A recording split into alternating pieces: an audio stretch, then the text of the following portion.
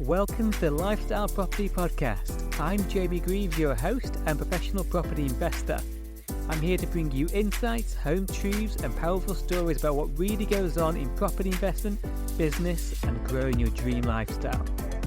Are you ready? Let's get into it.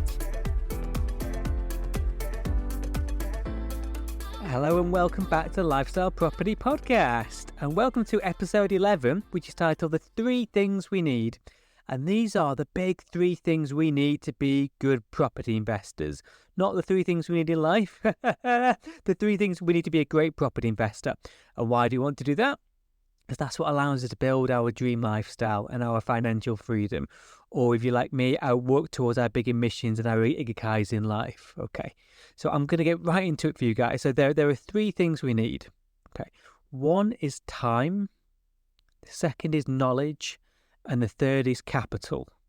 So this model was really useful for me both early on and throughout the years, and it'll be really useful for you if you apply this. Apply this to your world, where you're at now, and what I encourage you to do is listen to the podcast and then rank yourself out of 10 out of these 3 functions. And what I'm going to do today is go beneath the bonnet for you and give you some real life examples, both from my investment career. Okay, so where I was at, but I'm only one person, so I'm going to give you more richer insights in terms of from other people that I know. So mentees and investors and JV partners and business partners and service providers about the combination, because then it'll really help embed this in and help you work on your own. So time, knowledge, capital. So let me just define these 3 before we go through some what the more common combinations are. Time, I'm not going to sit and identify time for you, but a good question is, how much time can you dedicate to property investment? Okay, so be kind on yourself and be aware that, you know, you've got other commitments, maybe family and busy life, busy work, hobbies. So what time can you commit to property investment? But I've got some really good news around that. You don't need loads of time. We do not need loads of time.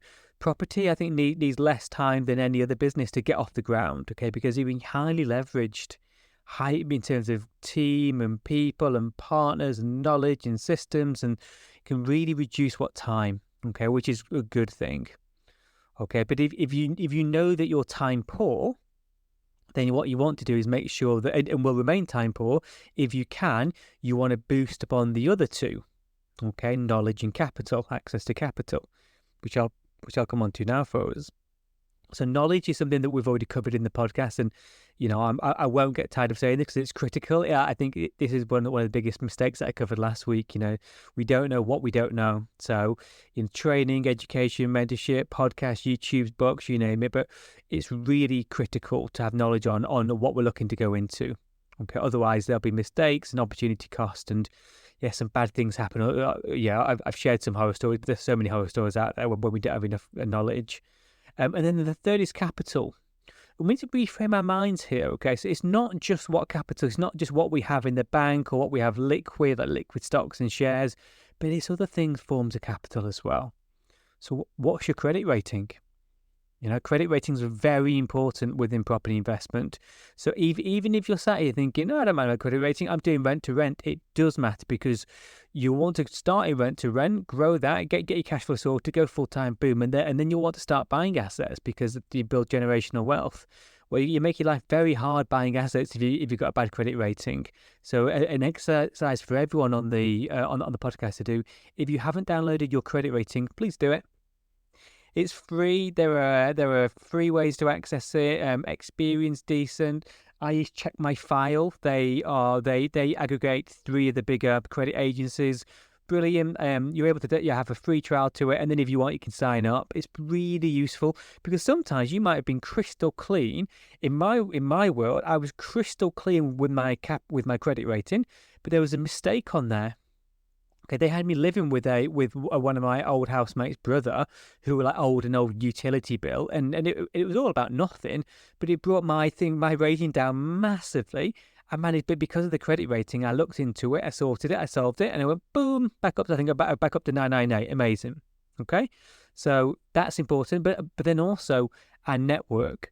Okay, when it comes to capital, who do you know and who knows you? Okay, because a lot, and I'm more than happy to cover this in a later podcast, but there's lots of forms of finance within property. So yeah, so it's what access you have. So what I'd like to do for you, and what I think would be really rich and purposeful, is to talk through the most common examples. Okay, where most of us, if not all of us, will fall into these categories.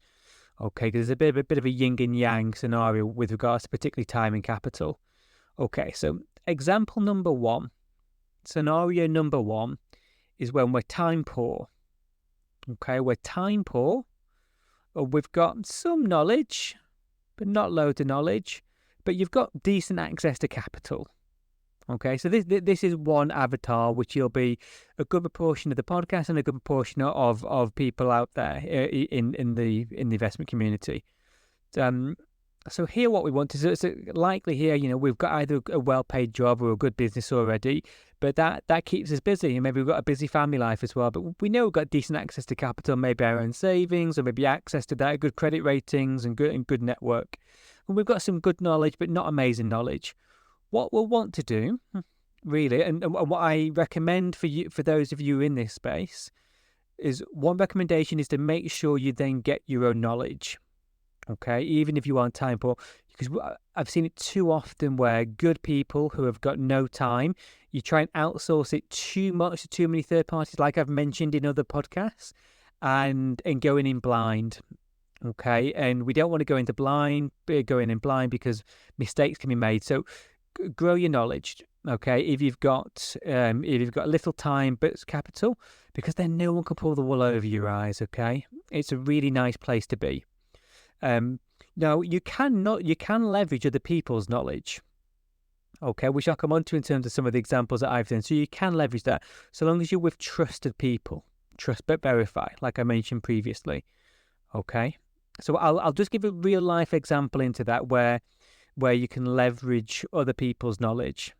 Okay, so let's say in my sourcing business, I'm going to do my utmost and not talk about me in this entire podcast and my businesses, but I think I'll give you real rich insight. It really will. Okay, so in my sourcing business, I work with clients who fall into this category, and for them they often want complete hands off.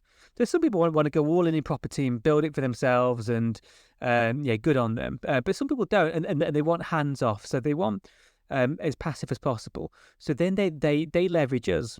Okay, so I'm on the leverage side of that equation. So for example, they'll come to us for the deal, for the setup, and then for management. And I could go into podcast after podcast after podcast about that, because there's right and wrong ways of doing that. But we don't want to leverage blindly. Okay, I happen to say, like, people are lucky with me because I'm very, very ethical. But you still want to trust but verify me. But there are unethical sourcing companies out there. So if you've got your own knowledge, then no one can pull the wool over your eyes. You see, because bad things can happen. But that's a way of you having, okay, you've got little time, but you've got good capital. Well, you can leverage other people's knowledge. Okay, so they might, just like that's quite common. But someone will source, set up, and manage for you, and then it's hands off. Great, but as much as you can, focus on that strategy, so you become a master of it over time for yourself as well. You don't want to go into things completely blind, because you might be taken advantage of. There's so many idiots and sharks out there. I'm just speaking truth, I promise. There's other ways of doing that as well. So we work with joint venture partners over the years. So we brought the deal, we brought the management, they put the funds in, we share the deal. Really ethical, brilliant way of working. Same for angel investment. So you might be the angel, or you might be working with angel investors. So you might in this example, you might do the work. So you might source a project, and you might do the refurb and management, and someone else in this avatar might put the money in, and then you give them a really decent return, look after them like family, so that they then leverage your knowledge and your time to build their wealth. Okay, and so they're all yin and yang complementary. But that's one big kind of likelihood that there's a lot of people in the space where they've got limited time, but okay knowledge and good access to capital. So yeah, here my advice there is just work on your knowledge, build your knowledge so no one can pull the wool over your eyes and that you're protected. And then absolutely you can leverage other people's knowledge, expertise for the deals, for the refurb, for the management. That's what I'd recommend you do. Then you're getting the best of both worlds, really. Then you're not having to give loads of time. You spend your time where you're really what you enjoy. Perhaps you've already got a business that you enjoy or a job that you enjoy that pays well. Well, do that, which I'll happily cover it. And I think I'll be covering that in an upcoming podcast. Absolutely. And then leverage the other aspects, but trust, but verify, like mentioned before. Okay. So I'll now come on to a different type of example, number 2. So a different type of avatar. Okay. So this is when you've got good access to time. Okay. Maybe a little bit younger and you can take more risks and you've got less commitment. It's certainly better to take and easy to take risks when we're younger. And then you've got decent knowledge, okay, but little capital. Okay, so some people start out in property with, and quite often they tend to be the yin and yangs. Either you've got decent capital but little time because you've built that capital over time, but then your time's reduced in having a busy life, or you're starting out with less capital but you're willing to put in the hard yards of time. Okay, so in this example, you might be not always, but it might be younger. But age is only a number, honestly. But you're driven, and you've got big goals, but you don't have too much access to capital. Okay, so what I'd recommend for you here is work on your wider access to capital. So what I mean by that is work on your make sure you've got a crystal clean credit rating. Okay. Make sure you've got good values if you ever are going to work with external investors. And again, what you'd want to do there naturally is build your knowledge, because if you've got time and then you've got knowledge, what you'd want is become an expert. Okay, and really go all in. So in terms of avatars, if on the other one you've got little time but good capital, you don't necessarily need to go all in, quote unquote, with property investment, because you can do it hands off and leveraged, and you might be the funder in JVs, or you might have people source your deals for you and set them up. But here, what I'd recommend, if you can create time and you're hungry. Okay, and I want to take the comment back about earlier. Sorry, some of my in terms of age, some of my mentees have been in their 60s and 70s, and they've been hungry and they've done amazing things. So age is but a number. But if you've got the drive, then lean into it, become an expert, focus, and then in this way you'd likely become full-time within property investment, and you'll choose your niche. Don't dabble, don't do too many things, and just systemize and copy, paste, repeat, and harmonize, and just grow in that sector. Because then what happens, the beautiful thing that happens is once you've proven your model and you know your thing, okay, then you can get access to capital. Okay, so let me give you real life examples. Okay, real life. What's happened there? Me. Okay, so I don't just mean to talk about myself on the podcast, and I promise you I've got some amazing interviews lined up, but I need to give you my story so you understand the experiences I've got, and I think there'll be rich context in here for all of you. So I started out in this boat. I had some capital, but I bloody well lost most of it on that first deal that went wrong, whereas defrauded out of it. So, and that took a long time to get back. So when I started, I didn't have access to capital. So an amazing thing happens when your back is against a wall like that. You figure certain things out. So I learned how to become resourceful, and I really focused on knowledge. So at that point, I burned my ships. I got a mentor. I got training, and I went all in on my subject, which is SA and holiday lets. All in on that. That was 4 years ago now, and I cut out the noise, blocked out the noise, and all in. And that really, really benefited me. So I started out in rent to SA, less capital for credibility purposes. I've already covered my story, and this is where I was. Okay, so for those who've got less capital, you can absolutely start with in rent to SA, and it's a great way of not just building up cash flow, and that is a principal purpose, but it's a great way of building up your experience, your credibility, and also to make mistakes. It's far better to make a mistake on a rent to SA than what it is a purchase, because your risk profile is a lot lower.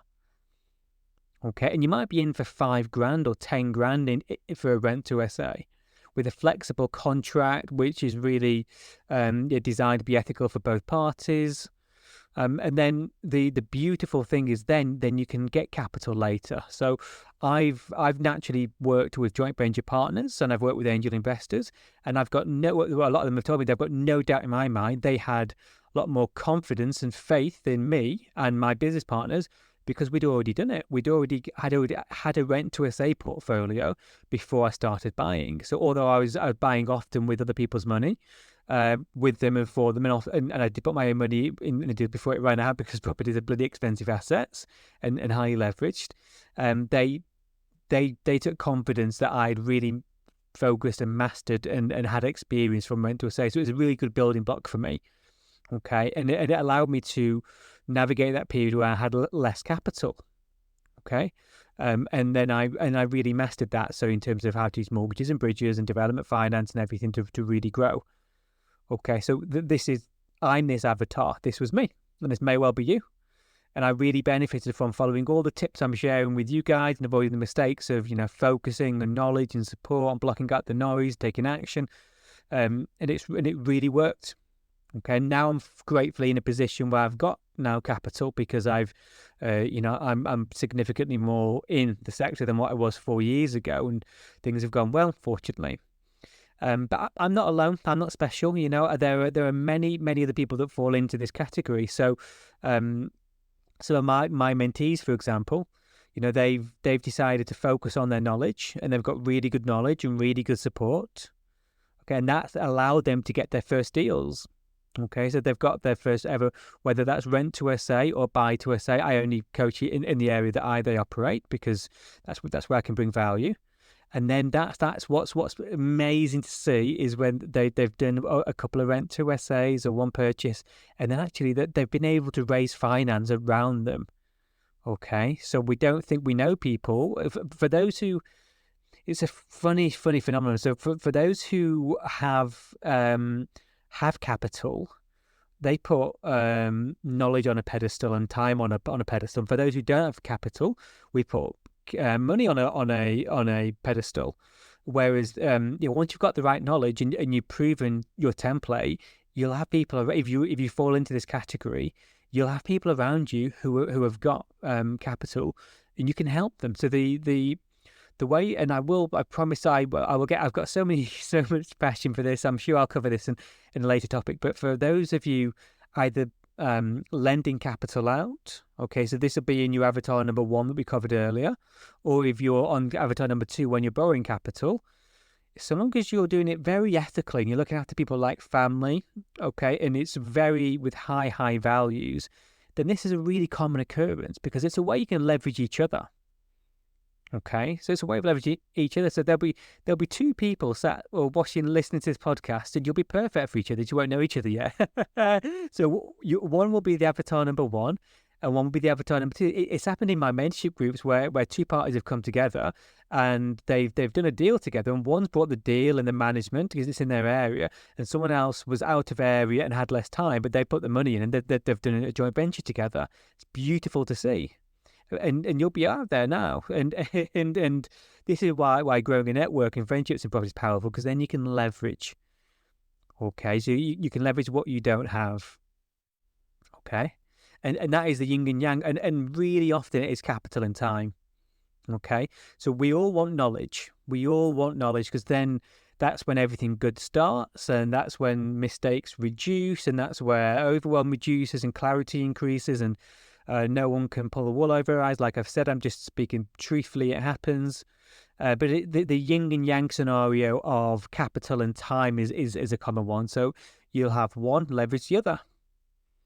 Okay, and then it's an evolution. It's an evolution. Okay, and I will cover this on the next podcast that I go into in terms of the concept of the bank, and in fact I will save those insights for next week. Sorry to tease you, but it's only a week to. I like to deep dive so we all fully understand the models. Okay, so there is a third avatar here. There is a third avatar. So if you have no time and no capital, and this happens, okay, so if you've got limited time, So again, busy job, busy business, busy family life, busy commitments already, or health issues, so you can't commit as much time as what you'd like, and compounded with no capital. So either you don't have capital right now, so I'm talking about, when I say capital, sorry, this is a taught word, I'm talking about money. Okay, so access to money, access to whether that's savings or stocks or shares, or access to it. So if you lack those two, then naturally you have to become a master of knowledge. Okay, but then I've got good news for you. If you do become really, really knowledgeable, okay, then you'll learn that you don't need to spend huge amounts of time on either of these things. So you don't need your own capital, and you don't need to spend a lot of time. Okay, because if you focus on knowledge, you then learn how to find deals in a systemized way, in a smart way. Okay, and if we don't have resources, then we learn to be resourceful. Okay, so remember that phrase. If you have resources, great. Okay, you can leverage more. Brilliant. But if you don't, then learn how to become resourceful. And that was certainly me. While I had some resources, because of all the mistakes I made early on, I then lost those resources for quite a while. So I learned to become resourceful.